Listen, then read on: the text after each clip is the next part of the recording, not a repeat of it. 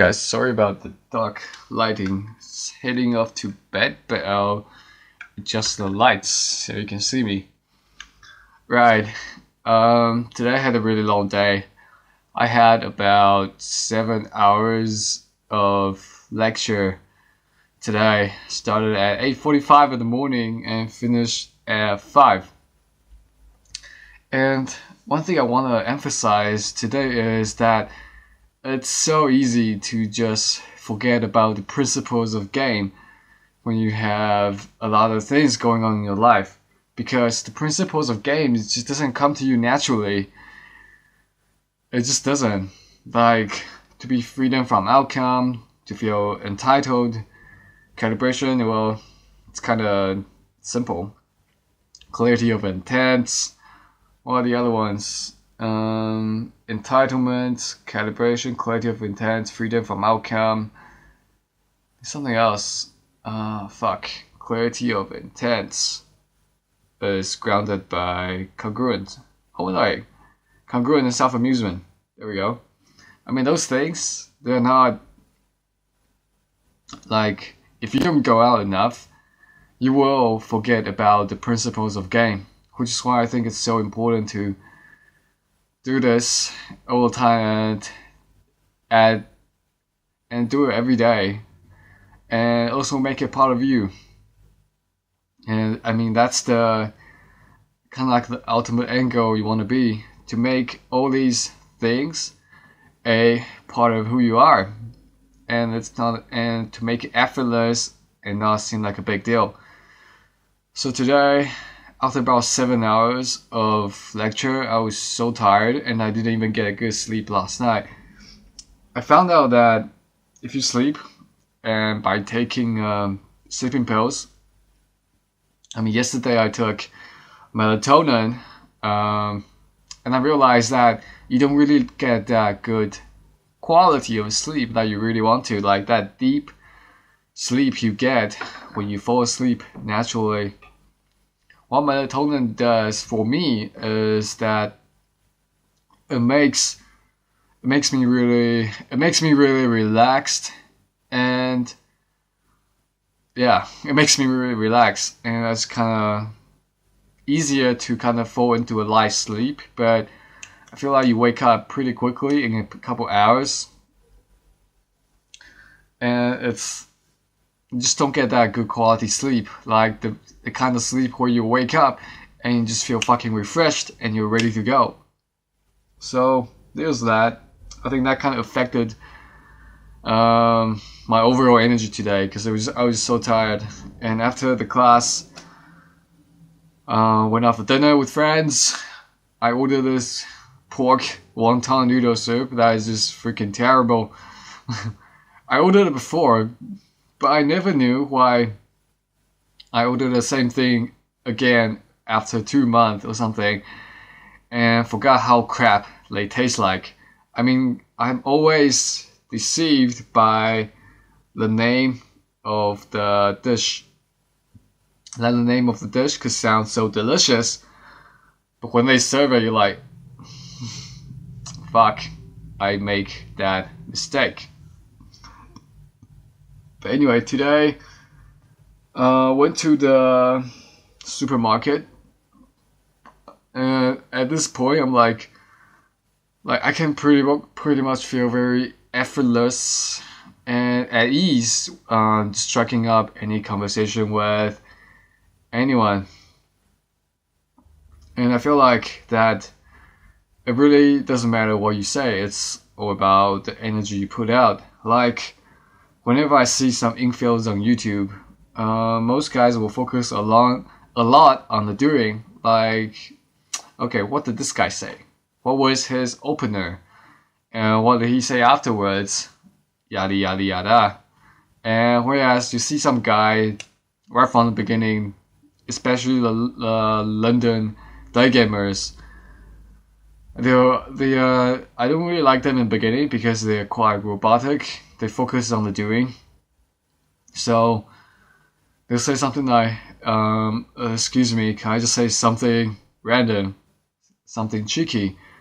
But then like for the past few days, I've been trying out that line. I hate to say this, I've been trying out that line. It just feels, I have to say, it just feels more congruent to me to say it now, and also come from a place of offering value, because what I've learned from Julian is that you could say the same shit, you could say the same line, and it wouldn't work if it's coming from a value taking place. Whereas you can ask a question in a way that's giving value, like, excuse me, can I just say something really random?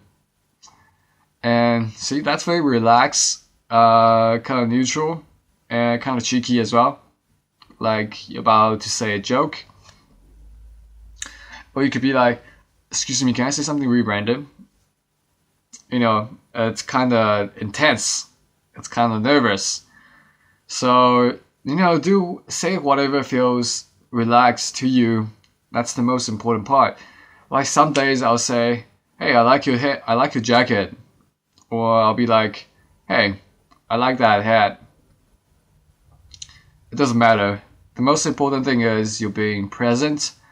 And okay, this is another thing that I think trip beginners a lot in the beginning, because they'll think of some kind of opener. Then when they go up to that girl, they'll try to deliver that opener, even though her response initially is like, oh, the energy is kind of strong. Like, can you chill out for a bit? Like, I learned this after going out thousands of times, probably more than thousands of girls. And I know this because I remember there was a couple of times when I go out, I realized that sometimes people will give you a weird look, and you have to kind of acknowledge it and not just try to force your opener out. And that's a big part of calibration. Like if you see someone and you told them just to stop, like, excuse me, and they're like frightened, just like, hey, just like smile and relax. Whoa, sorry, didn't mean to scare you. How are you? Then once they see them relax a bit more, then you can, you know, give them your compliment. And then they feel ready. They feel like, okay, this guy, because the more time the girl spend with you, usually the more relaxed they'll feel. Unless you have some tension in your body, which happens to me sometimes. Sometimes the chemistry is just not right. Like, it doesn't matter how hard you try, it's just wasn't gonna work. And it's okay with that. If a girl doesn't want to talk, just let her go. So anyway, at the supermarket, I was shopping with my friend. And for a moment there, I thought I'm gonna use that as an excuse to not talk to anyone. But then I saw this girl, I was like, okay, let's go up and chat. And that's what I did. I really didn't know what I was gonna say, and I don't really give a fuck, really. So I just say, "Alright, can I just ask a quick question?" And she said, "Oh yeah." I asked her, "Oh, are you from Thailand?" She's like, "Yeah, okay, cool." Oh, it's just from and she asked me, oh, blah, blah, blah. Most people don't really know. I'm from Thailand. I'm like, okay, then I gave her a compliment, and she's kind of got shy. And that's the thing I realized, that whenever you are in these kind of like supermarkets location, or supermarkets, or the library, or any kind of indoor like stores, you have to be very calibrated to the girl. It's okay to open. I hate to say the word open. It's okay to say whatever you want. It's okay to give her a compliment. It's just that usually it's not you who's gonna feel the social pressure, it's the girl. Like, it's all well that you went up to her and you chat about seemingly innocent stuff. But when you decide to go tell her why you're there, some girls will appreciate it, especially the ones who are very confident in themselves, who are also very outgoing, who are very social. Those girls usually will receive that type of compliment very well. But if you meet a girl who's maybe just not in that mood, or who's not used to the social pressure, or imagine you're a girl and a guy came up and tell you that, oh, you're really cute, I want to get to know you. Um, Two ways. I mean, you could feel very flattered about it if this is girl you really, if this is a guy you really like. That's assume if you're a girl. That's pretend if you're a girl. Scenarios. And I'm just trying to empathize, like, why whenever I kind of go kind of stating my intent in supermarkets or bookstore, that kind of locations, it's very important that you appear relaxed and you make it seem like this is pretty normal and you're just chatting. The more you kind of make it seem like a big deal, the more you're gonna put on the pressure on her. And people. You can feel that. I mean, if you're a guy and you walk up to a girl, you can feel the social pressure of people watching. Imagine how it feels to be the girl who are being approached. I mean, she probably has like 1,000 thoughts going through her head about what people are thinking, blah blah blah. But I feel like it's a limiting belief. I feel like if you want to compliment a girl in a shopping mall, it's best to be very polite, but you have to back that up with very strong sub-communication, which means good eye contact, clarity, good intent. So you're there to chat with her. There's no breaks being put on. And even though you kind of cheekily ask her, can I say something random? You're not really asking for her permission. You're just kind of take a formality thing. It's to make it less. It's kind of you're kind of showing her your vibe before you deliver a compliment. And when people sense that your vibe is a giving vibe, you're relaxed, it doesn't matter what you say. I mean, I just watched a video of Liam, like, probably gave the most generic compliment in the beginning, and the girl is walking away. But because he was being very relaxed about it, and he opened himself up, and then the girl can relax, and then the girl eventually opened up as well. So I don't really think, don't focus too much on the opener, just make your intent, I'm there to chat, I'm there to talk. So today at the supermarket, after I have delivered the compliment, I feel like I need to kind of break the pressure away, so I kind of move my body. I didn't really think too much about what I was doing. I was just following my intuition, because I feel like that when we give a compliment, it's best to give some space for the girl to receive it and invest. But don't know what happened afterwards. Yeah, I kind of need to work on my small talk and kind of transitioning to deep talk in this kind of social situation. And that's why it's important to be social throughout your day, because you get sharper as as you talk to more people, like you may not realize, you might don't like box pickup into this thing you do 5 to 10 minutes a day.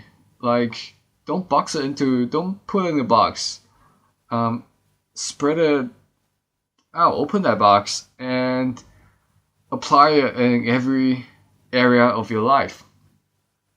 So talk to anyone, enjoy talking to anyone, because all my best interactions comes when I in this flow that I just don't need any emotion from the girl, because I can already create that by myself when I just talk to other girls who don't necessarily have to be attractive. It's this trap that you think girls have to be hot in order for you to have fun, but you want to look at them as persons and look at what they're interested at. So today at the supermarket, we were in a grocery store, so I just talked about, oh, what are you gonna cook? Then she told me she doesn't really cook, and I joked around like, okay, so you just want something fast, something easy to eat.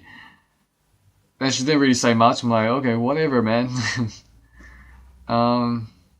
I gotta come more from the screening frame, like finding out what she's like as a person, and less like she's hot and she doesn't have to work for it, or if she doesn't have anything of substance in the conversation. That doesn't really have to be something deep. It could just be something, the emotion. It's always the emotion behind it. It's never really about the literal content of the conversation. It's always about how you feel. And that's the most important thing. I remember in that conversation, for one moment, I thought, man, this girl's really cute. I didn't notice that before. Then I because from yesterday and the day before, when I realized that feeling, I kind of cut it out and bring in the fun giving frame. And that's why I say, oh, so you just want to cook something fast in a very joking, vibing way. But I could understand that trying to chat up people in the grocery stores can be kind of out of the social norm for some people, but it's understandable, and there's no one to blame. Don't judge yourself. Who the fuck has the balls to do that, right? And okay, for the next 2 minutes, because I know my phone's gonna run out of memories soon, just gonna do random talk. Let's see what comes to my mind. Nails. Whenever you think about nails, you think about builders. Muscle builders who have like big muscles, kind of sexy. I don't know, some girls find that sexy, some girls don't. And I find girls who work out to be very aspiring. Like most people think, like models, supermodels, they don't really have to work hard. They just sit there and be pretty. But from what I know, it's not that easy. And the life of a supermodel is actually quite boring at times, because people are scared to talk to them. People are scared to just be real. And you have to know, people working in